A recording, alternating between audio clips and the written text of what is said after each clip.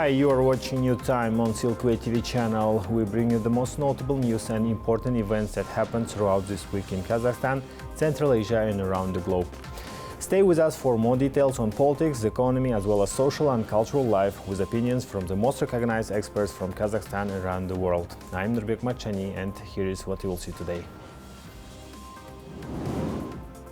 Kazakhstan has reaffirmed its commitment to strengthening strategic cooperation with the United States. Trade, investment, critical minerals. Kazakhstan Tokayev says he's ready to meet US President Donald Trump later this year. More details coming up.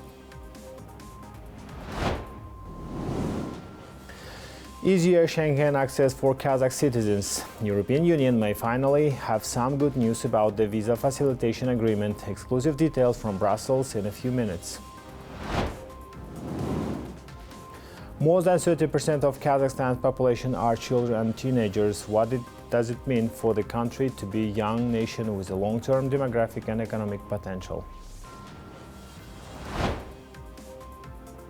Kazakhstan Tokayev reaffirmed Kazakhstan's commitment to deepening its strategic partnership with the United States during the talks with U.S. Special Envoy for South and Central Asia, Sergio Gore. The president highlighted cooperation in critical minerals, trade, investment, transport and digitalization while welcoming Washington's growing engagement with Central Asia through the C5+1 platform. He also said he looks forward to meeting US President Donald Trump later this year and thanked him for an invitation to attend G20 summit in Miami.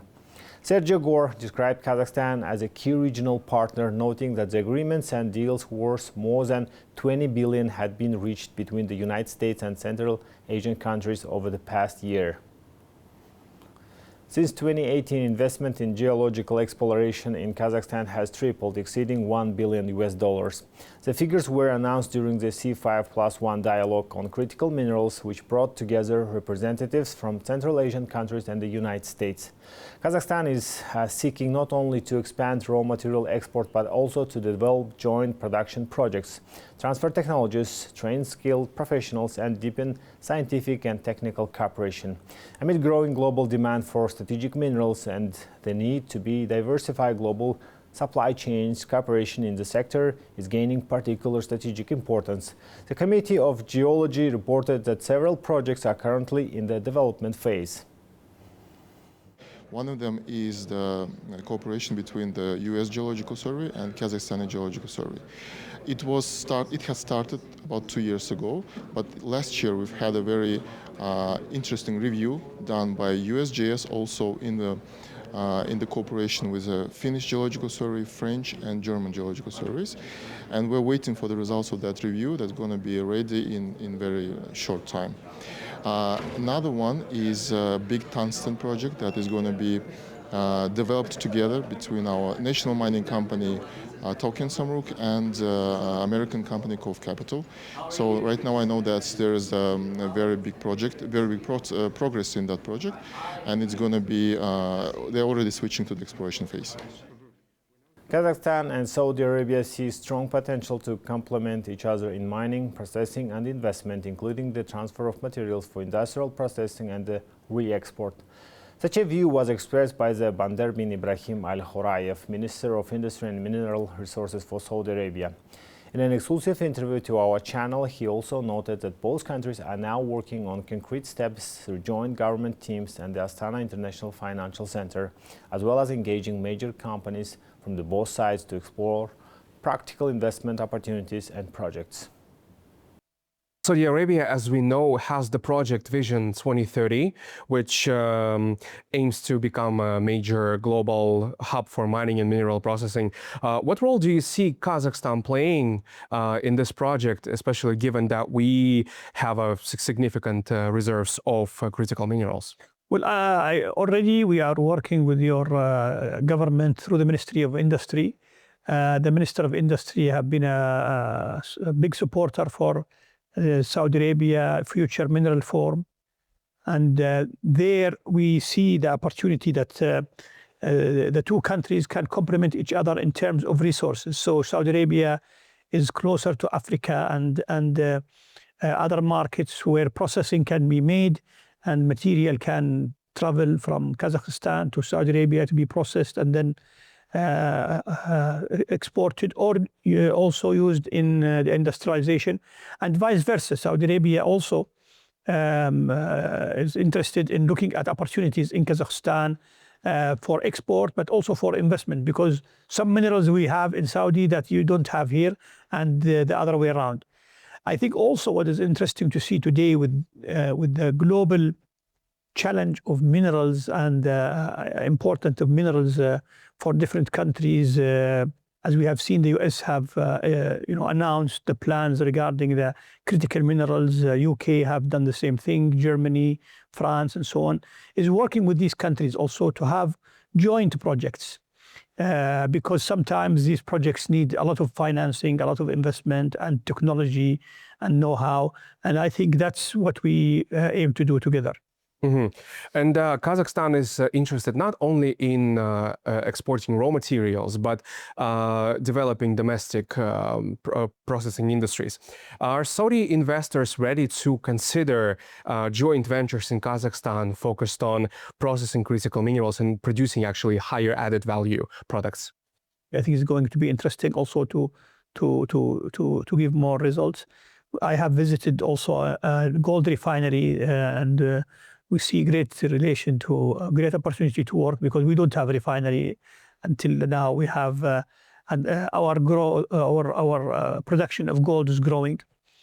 I had an excellent meeting yesterday, also the pleasure of meeting the Prime Minister to discuss these activities. And the plan really, when we go back, is really to have the two teams between the two ministries, as well as AIFC team, because they are a very interesting platform for registration of the companies and so on, with some large companies from both sides to look at different opportunities and ideas.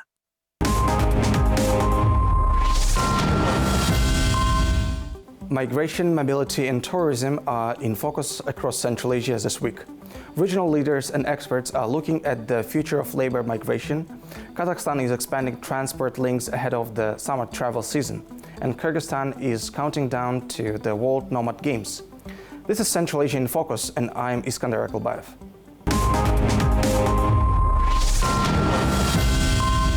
304 million migrants worldwide, including 168 million migrant workers, send about 905 billion in remittance annually, highlighting the economic scale of global labor mobility. These figures were presented at the first International Migration Forum in Tashkent, which gathered around 600 experts from Asia, Europe, and the United States to discuss the social legal protection of migrant workers. The forum focused on strengthening cooperation between Central Asian countries and international partners, with an emphasis on safe, orderly, and legal migration pathways.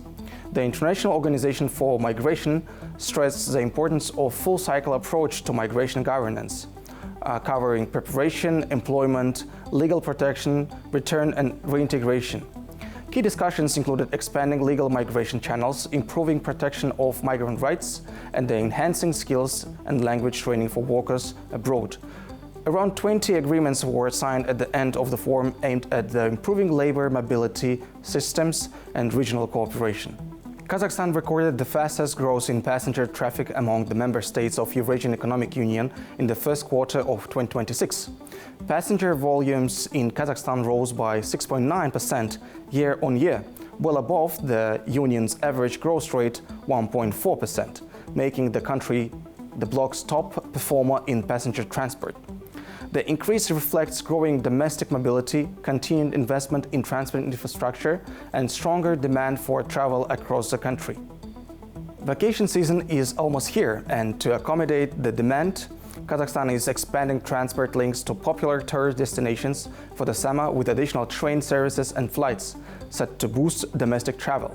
Starting June 16, the country will launch 15 additional railway roads from Astana, Almaty, as well as 6 other major cities. The services will primarily connect travelers to key tourism and resort destinations. The expanded schedule is expected to add up around 550,000 passenger seats, while train lengths will be increased to up to 21 carriages during peak demand. Air connectivity is also being strengthened. Between June and August, additional flights from Astana and Almaty will serve Balkhash, Urjar and Usharal, with frequencies reaching up to 7 flights per week. Authorities say ticket prices on the subsidized routes will remain affordable, ranging from 16,000 to 20,000 tenge. Officials say the measures are aimed at improving regional accessibility and supporting the growth of domestic tourism. Our country is also attracting growing numbers of international visitors.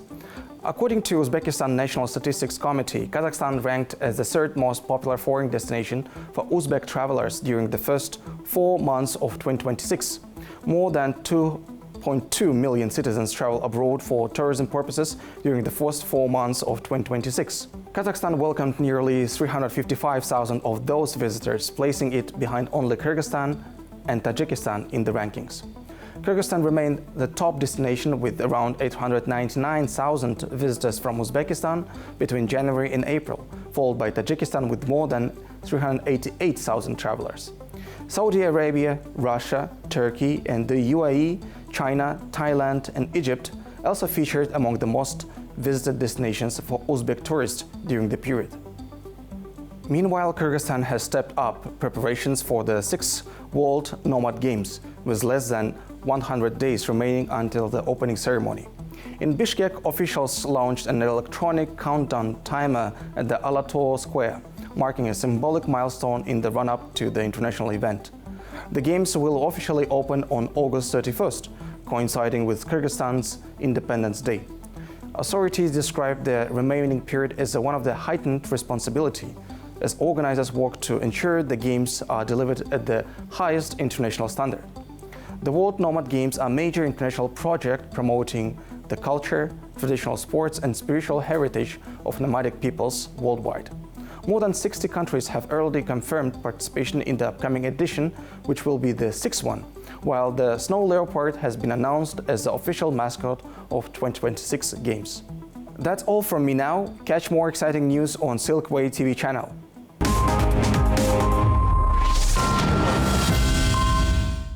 Political processes in Kazakhstan took center stage in the discussions inside the European Parliament.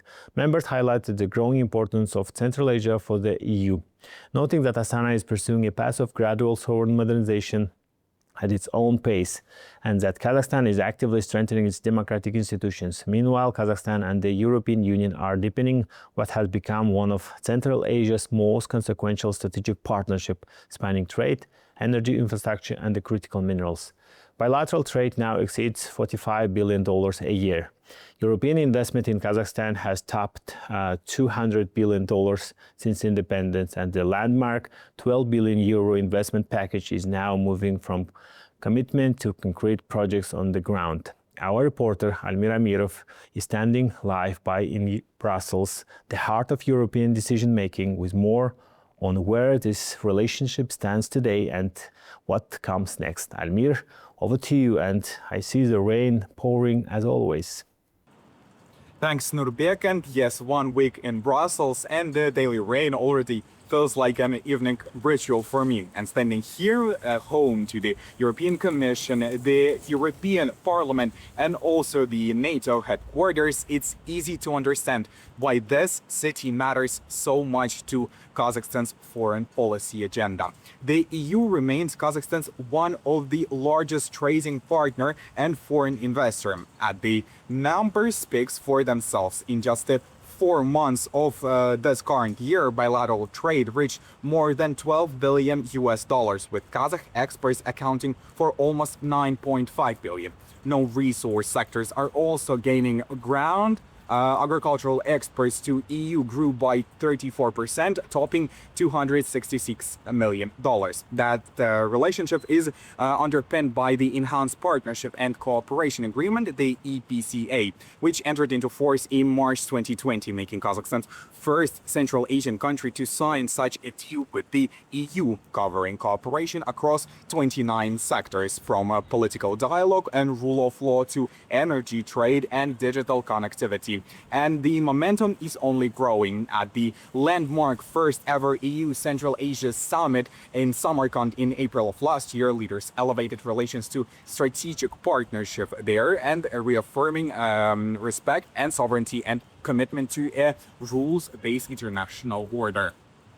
So for us, the EU, we see Kazakhstan as a very strong partner, and we have been building our strong partnership, which is based on mutual respect and trust, but also on the same attachment that we do have to the UN Charter and also to a rules-based order. This is very important to us. And as you know, the EU is Kazakhstan's main investor and trade partner, while Kazakhstan is also a very key partner to us, the EU, for energy security and economy.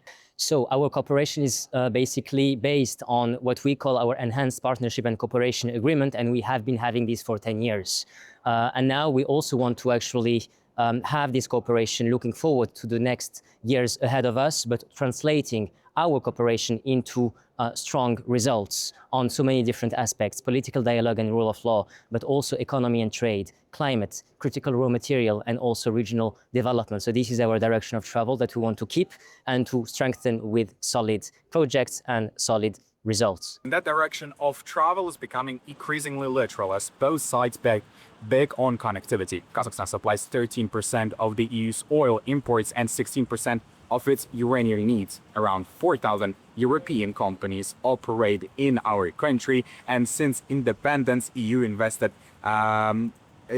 exceeded $200 billion in total. Kazakhstan also holds reserve of 21 out of 34 strategic minerals identified by the EU, including lithium, cobalt, titanium, and uranium. And at the core of this investment is the EU's Global Gateway initiative. At the summit in Samarkand, Brussels committed 12 billion euros for Central Asia, earmarking 3 billion for the Middle Corridor, 2.5 billion for critical raw materials, and 6.4 billion for energy and climate projects. The Trans-Caspian route stretches over 4,000 kilometers of railway lines and 500 kilometers of maritime links across the Caspian Sea, connecting China to Europe via Kazakhstan. On the ground, the projects are already taking shape. The EU's 30 million euro Trans-Caspian support program is backing the modernization of the port of Aktau and upgrade of the Binyo-Sixiul role, and at the digitalization of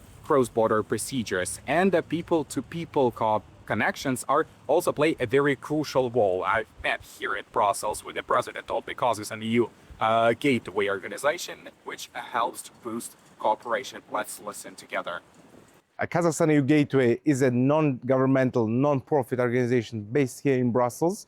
We're working on two main topics, which is the Middle Corridor and critical raw materials cooperation. One of the main projects, we established a joint platform of EU-Kazakhstan cooperation in critical raw materials fields. Besides that, we also work closely with magazines like Diplomatic World, Euro Reporter, Euro Reflect to position well Kazakhstan EU Gateway. So in many fields, there is such cooperational work is done. But also, we also would like to highlight that in terms of Middle Corridor, we had established very good ties with Kazakh Express, the main national operator of the Middle Corridor. So in the Middle Corridor, we also did some events in end of April. I mean, putting together all the stakeholders from European side and Kazakh side, but also there is countries definitely on the road which are also involved in the project, like Azerbaijan, Georgia, Armenia. What emerges from Brussels is clear picture. The Kazakh and EU partnership has moved well beyond diplomatic formalities, and 10 years since the EPTA was first signed, both sides are now focused on translating political commitments into measurable results, from logistic corridors and critical minerals to green energy and digital transformation. Nurbek, that's all I have for now. The floor is back to you. Thanks, Almir Amirov from Brussels. Continuing the topic, Kazakhstan and the European Union are also on the verge of a visa breakthrough. Kazakhstan's ambassador to Belgium, Roman Vasilenko, says negotiations on a Schengen visa facilitation deal are now in the final stages. And when it comes to the timeline, he's speaking in the months, not years. And getting there may soon get easier too. Flights between Kazakhstan and European countries could be set for a major expansion. Here's a preview of the exclusive interview in Brussels. We are in the final stages of negotiating over two agreements that need to be signed together. One is the visa facilitation agreement, the other one is the readmission agreement, which provides for the country outside of the European Union to accept those that the European Union will find somehow in violation of its entry requirements. So at this moment, we are, as I said, in the final stages. We're almost done with negotiations, which have proceeded at a very fast pace and in a very constructive manner. It will require some time then for us to finalize what we will agree and to sign the actual agreements and to make sure they enter into force. But I would like to hope that we're talking about months, not years. So in the not too distant future, we hope that the citizens of Kazakhstan will enjoy a facilitated set of requirements when applying for Schengen visas. For people to travel to European Union, we now have some, I would say, rather limited air connection. That's not a secret. But we are working to sign what is known as the Horizontal Aviation Agreement between the European Union and Kazakhstan, which will provide for the opportunity for any airline in the European Union to fly to any city in Kazakhstan, and vice versa for any airline that is, of course, legitimate and has all the proper documents to fly to any city in the European Union. Earlier this week, the situation in the Middle East saw a fresh wave of escalation following an exchange of strikes between Israel and Iran. Against the backdrop of these events, US President Donald Trump addressed the crisis, stating that a diplomatic agreement with Tehran could be reached within the next 2 weeks, while expressing optimism about a potential deal. And the American leader also emphasized that Washington intends to maintain its firm position in the region. So we'll see what happens. But we hit them hard yesterday, and we're going to hit them again hard today, in case you miss it, in case you don't turn on your television set. And we'll see what happens with the deal. We were really close to a deal. Setting different time frames for diplomacy has been a regular part of the dialogue, with the suggestions for talks to begin anywhere from a few days to a couple of weeks. While finding common ground takes time, experts believe that opening a channel for discussions is a positive step forward. Of course, bringing a long-term peace to the region involves balancing the perspective of all sides. International relations expert Tahir Nigmanov shares his perspective on the possibility of starting these negotiations. It would be very good for world, very good for international peace to stop all this war, to conflict, and try to frozen them, to start negotiations. But conflicts between these two countries are inner, and this conflict is very serious because not only two countries are active players of this conflict. And the main problem of not negotiations, main problem of this treaty, peace treaty, is different view of sides of the conflict. What I want to say is that yes, I can say that probably sides will start negotiations and the active phase of this conflicts ends. Moving now to East Asia, where Chinese President Xi Jinping has wrapped up his first overseas trip of the year, a high-stakes visit to Pyongyang that marks his first time in North Korea in 7 years. Having already held critical talks with Donald Trump and Vladimir Putin just these past months, Xi is now locking his positions with Kim Jong-un, raising urgent questions about what this renewed alliance means for the region. My colleague Nuray Asılbek has the details. 21 gun salutes and massive crowds lined the streets of Pyongyang for a two-day state visit, timed with the 65th anniversary of Sino-North Korean Mutual Defense Treaty. While the official agenda focused on traditional cooperation, the timing tells a much bigger story, occurring just weeks after Beijing's intense diplomatic engagements with Washington and Moscow. I think the Xi visit to North Korea is interesting in the sense that it's come after a slew of visits to Beijing and high-level meetings that Xi's been having with European leaders, with, of course, Donald Trump, with Putin. So I suppose this is a broader effort to cast Beijing as central to world politics in the contemporary period, that things have to go through Beijing. Beijing is a mover and shaker, I suppose, that is consistent with this idea of Beijing wanting to show that it is a force to be reckoned with, what it calls a force for stability in the world today. This strategy extends far beyond East Asia. Analysts emphasize that Beijing is playing a broader game, actively incorporating middle powers into its foreign policy framework. As China secures its interests on the Korean peninsula, this expanded footprint naturally reshapes the geopolitical balance across Eurasia, directly involving Central Asia. For nations like Kazakhstan, which maintains strict multi-vector diplomacy, this shift in alliances open up new leverage along critical international trade routes.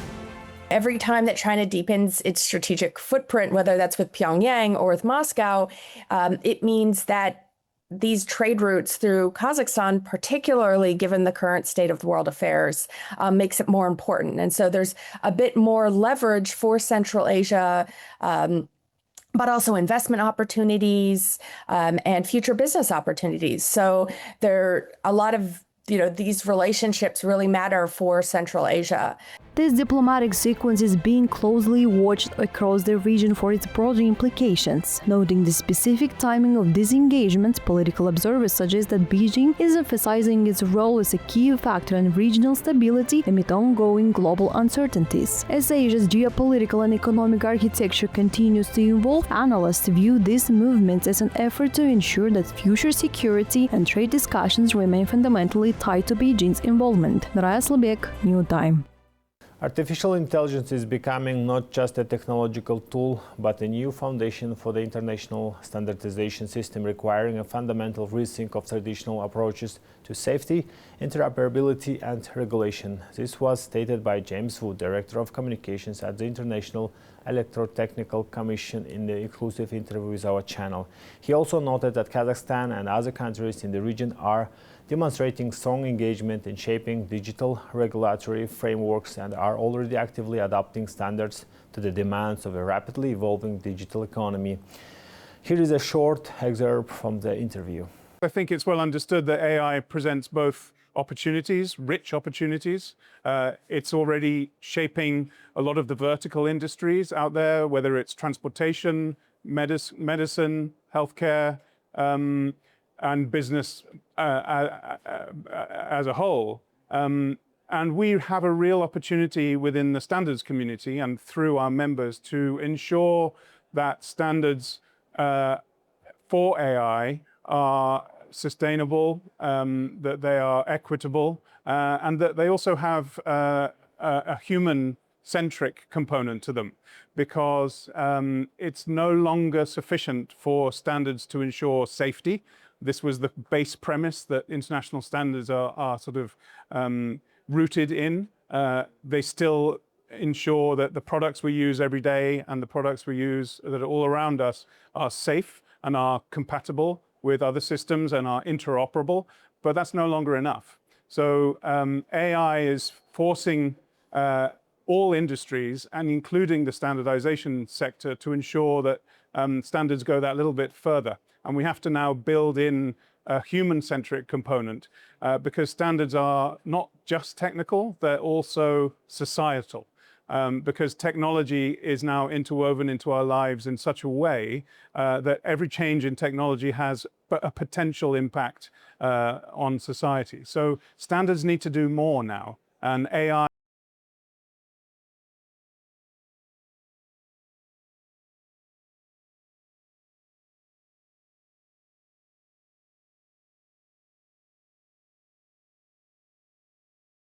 and having our members shape the standards that we work on through national committees and technical committees is a really important part of making sure that standards are fit for purpose in an AI-driven world. More than 50% of Kazakhstan's population are children and young people. Unlike much of the Northern Hemisphere, where population are aging, the country continues to have a young and rapidly growing demographic structure. Experts say this age profile creates a unique but time-limited opportunity, a so-called demographic dividend, that can become a powerful driver of economic growth and the sustainable development. How exactly is this young demographic profile accelerating Kazakhstan's development, and what opportunities it opens for the economy?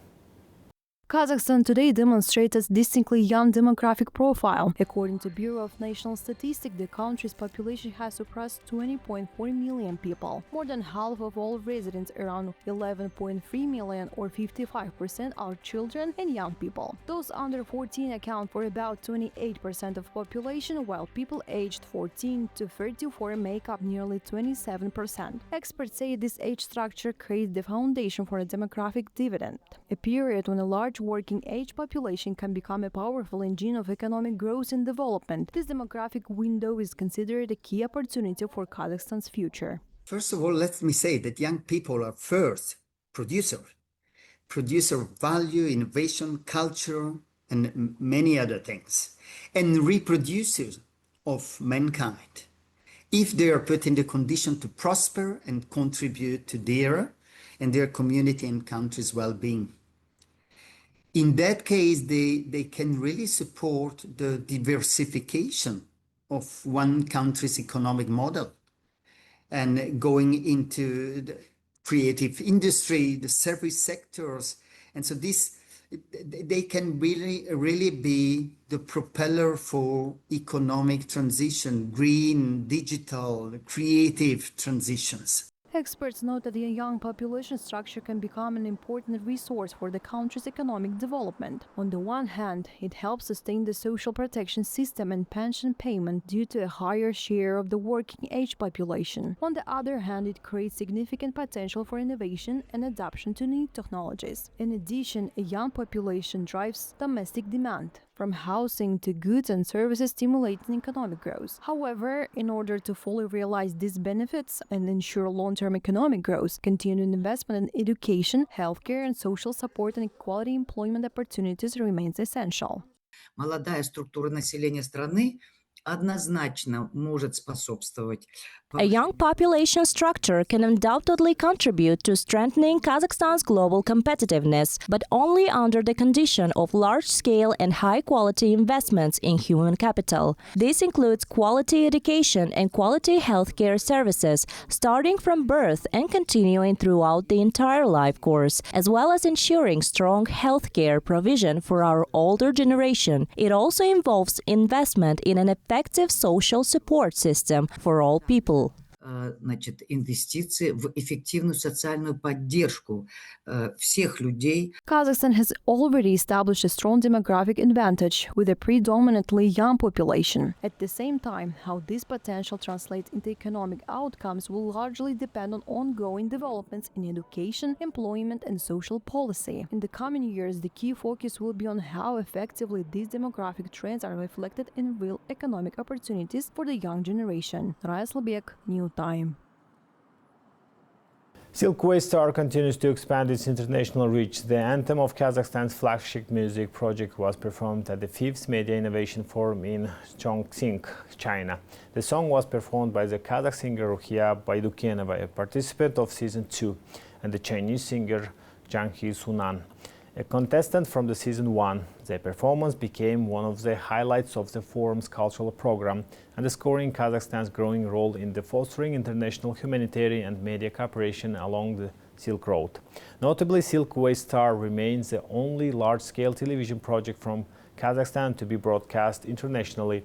Building on the success of its debut season, the project is now entering a new stage of development.